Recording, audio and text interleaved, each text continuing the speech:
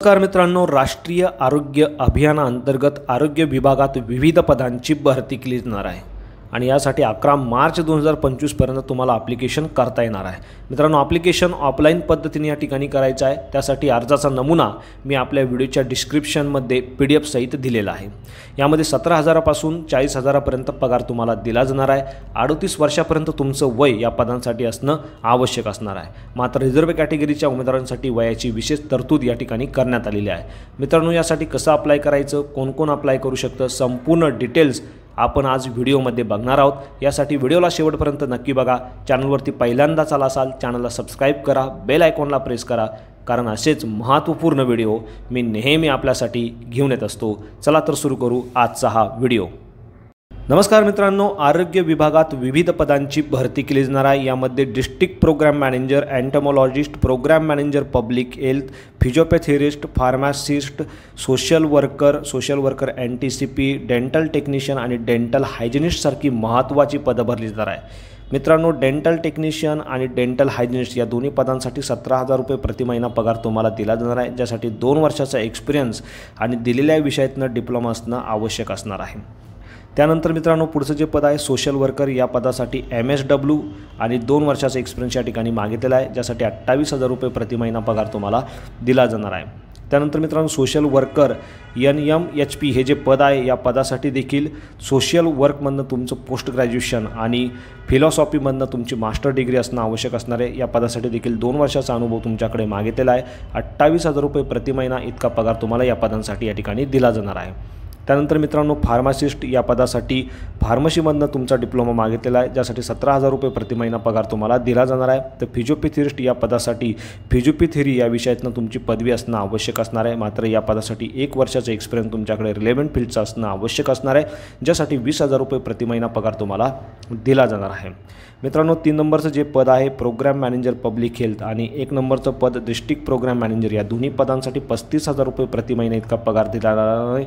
मात्र या पदांसाठी कोणत्याही मेडिकल फील्डमधनं तुमचं ग्रॅज्युएशन असणं आवश्यक असणार आहे। या व्यतिरिक्त एंटोमॉलॉजिस्ट या पदासाठी तुमचं झुलॉजी विषयातनं MSc या ठिकाणी मागितलेलं आहे। मित्रांनो, 5 वर्षाचा एक्सपिरियन्स तुमच्याकडे असेल तर एंटोमॉलॉजिस्ट या पदासाठी तुम्ही ॲप्लिकेशन करू शकणार आहे, ज्यासाठी तुम्हाला 40,000 रुपये प्रति महिना इतका पगार या ठिकाणी दिला जाणार आहे। मित्रांनो, आता उमेदवारांसाठी काही महत्त्वाच्या सूचना या ठिकाणी दिलेल्या आहे। अर्ज करण्याच्या अगोदर या संपूर्ण सूचना तुम्हाला व्यवस्थित वाचून घ्यायची आहे। यामध्ये हे जे पद आहे हे निव्वळ कंत्राटी स्वरूपाची असं पद असणार आहे। जर तुमचं वय 18 ते 38च्या दरम्यान असेल, तुम्ही या पदांसाठी ॲप्लिकेशन करू शकणार आहे। यामध्ये रिझर्व्ह कॅटेगरीच्या उमेदवारांसाठी 43 वर्षापर्यंत वयाची विशेष सूट देखील देण्यात आलेली आहे। यामध्ये MBBS उमेदवारांसाठी 69, तर नर्सिंग आणि पॅरामेडिकल स्टाफसाठी 64 वर्षापर्यंत वयाची विशेष सूट असणार आहे। त्या व्यतिरिक्त जे NHMचे कर्मचारी आहे अशा उमेदवारांना देखील वयामध्ये विशेष शिथिलता या ठिकाणी देण्यात आलेली आहे। जी पण इन्फॉर्मेशन तुम्ही अर्ज करतेवेळी देणार आहे ती इन्फॉर्मेशन अचूक देणं आवश्यक असणार आहे। तुमच्या 10वीच्या म्हणजे HSCच्या प्रमाणपत्रावरती नावाप्रमाणे तुम्हाला तुमचा अर्ज इंग्रजीमध्ये भरणं या ठिकाणी आवश्यक असणार आहे। यामध्ये पब्लिक हेल्थ स्पेशालिस्ट हे जे पद आहे, या पदासाठी वैद्यकीय परिषदेमध्ये तुमची नोंदणी असणं आवश्यक असणार आहे। मित्रांनो, जो ईमेल ॲड्रेस, मोबाईल नंबर तुम्ही अर्ज करतेवेळी देणार आहे तो चालू स्थितीत असलेलं देणं आवश्यक असणार आहे। बाकी अनुभव जे उमेदवाराने दाखवलेले आहे अशा उमेदवारांना अनुभव संदर्भाचे प्रमाणपत्र आणि त्या संदर्भाचे प्रूफ अर्ज करतेवेळी अर्जासोबत जोडणं देखील आवश्यक असणार आहे। आता मित्रांनो, तुम्ही बघू शकता या संदर्भाचे संपूर्ण अपडेट तुम्हाला वेळोवेळी www.jdpusmanabad.government.in या संकेतस्थळावरून प्राप्त होणार आहे। यासाठी या संकेतस्थळाला वेळोवेळी तुम्हाला व्हिजिट करायची आहे। आलेल्या अर्जाची छाननी करून पात्र अशा उमेदवारांना पुढची जी प्रक्रिया आहे डॉक्युमेंट व्हेरिफिकेशन त्यासाठी बोलवण्यात येणार आहे। यासाठी मात्र तुमची गुणांकन पद्धतीने यादी देखील तयार केली जाणार आहे।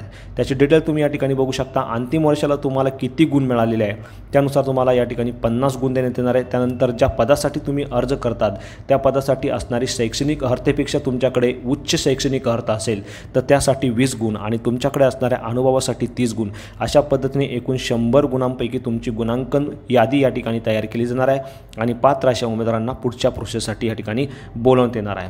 मित्रांनो, निवड केल्यानंतर 100 रुपयाच्या बॉन्ड पेपरवरती विहित नमुन्यात तुम्हाला करारनामा सादर करणं आवश्यक असणार आहे। यामध्ये खुल्या प्रवर्गासाठी 150 रुपये तर राखीव प्रवर्गासाठी 100 रुपये इतकं परीक्षा शुल्क पे करणं आवश्यक असणार आहे। परीक्षा शुल्क तुम्ही डिमांड ड्रॉपद्वारे या ठिकाणी पे करू शकणार आहात। मित्रांनो, डिमांड ड्राफ्ट काढल्यानंतर म्हणजे DD काढल्यानंतर DDच्या पाठीमागे तुम्हाला तुमचं स्वतःचं नाव आणि ज्या पदासाठी तुम्ही अर्ज करता त्या पदाचं नाव लिहिणं आवश्यक असणार आहे. डिमांड ड्राफ्ट तुम्हाला district health and FW society Osmanabad other programme या नावाने काढायचा आहे. कोणत्याही राष्ट्रीयकृत बँकेचा DD तुम्हाला या ठिकाणी काढता येणार आहे. मित्रांनो, यामध्ये अर्ज करण्याचा कालावधी तुम्ही बघू शकता 11 मार्च 2025 पर्यंत तुम्ही हा अर्ज करणं आवश्यक असणार आहे. अर्ज केल्यानंतर अर्ज तुम्हाला समक्ष जाऊन किंवा पोस्टाने दिलेल्या ॲड्रेसवरती पाठवायचा आहे. ॲड्रेस तुम्ही या ठिकाणी बघू शकता. पद क्रमांक 1 आणि 4 साठी अर्ज जो आहे तो जिल्हा आरोग्य अधिकारी यांच्या नावे राष्ट्रीय आरोग्य अभियान कार्यालय तळमजला जिल्हा परिषद धाराशिव येथे सादर करणं आवश्यक असणार आहे. तर बाकी जे पद क्रमांक आहे म्हणजे पद क्रमांक 5 ते 7 यांच्यासाठी अर्ज जिल्हा शल्य चिकित्सक यांच्या नावे जिल्हा शल्य चिकित्सक कार्यालय शासकीय वैद्यकीय महाविद्यालय व रुग्णालय मारवाडी गल्ली धाराशिव येथे सादर करणं आवश्यक असणार आहे. अर्जासोबत कोणकोणते डॉक्युमेंट तुम्हाला या ठिकाणी जोडणं आवश्यक असणार आहे त्याची देखील डिटेल तुम्ही या ठिकाणी बघू शकता. तर अशा पद्धतीने मित्रांनो, अर्जाचा नमुना मी आपल्या व्हिडिओच्या डिस्क्रिप्शनमध्ये देखील दिलेला आहे. तो अर्ज तिथून तुम्हाला डाउनलोड करायचा आहे, व्यवस्थित फिलअप करायचा आहे. त्या अर्जासोबत आवश्यक ती सर्व शैक्षणिक कागदपत्रे म्हणजे सेल्फ अटेस्टेड करून तुम्हाला झेरॉक्स कॉपी अर्जासोबत जोडायची आहे. त्याचबरोबर त्या अर्जासोबत आणि डॉक्युमेंटसोबत तुम्हाला तुमचा जो डिमांड ड्राफ्ट या ठिकाणी काढलेला राष्ट्रीयकृत बँकेचा तो देखील जोडायचा आहे. आणि या सर्व गोष्टी तुम्हाला एका लिफाफ्यात व्यवस्थित बंद करायच्या आहे आणि त्या लिफाफ्यावरती ज्या पदासाठी तुम्ही अर्ज करता त्या पदाचं नाव तुमचं नाव लिहायचं आहे आणि दिलेल्या ॲड्रेसवरती 11 मार्च 2025 पर्यंत पाठवायचे आहे. समक्ष जाऊन किंवा पोस्टाने देखील तुम्ही या ठिकाणी ते अर्ज जे आहे सादर करू शकणार आहात.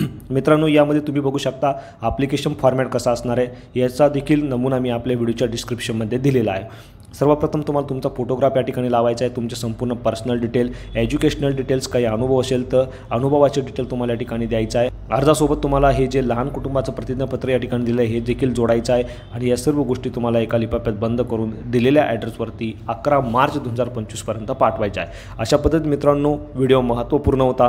व्हिडिओ आवडल्यास नक्की शेअर करा. चॅनलवरती पहिल्यांदाच आला असाल तर चॅनलला सबस्क्राईब करा, बेल आयकॉनला प्रेस करा, कारण असेच महत्त्वपूर्ण व्हिडिओ मी नेहमी आपल्यासाठी घेऊन येत असतो. So thank you for watching.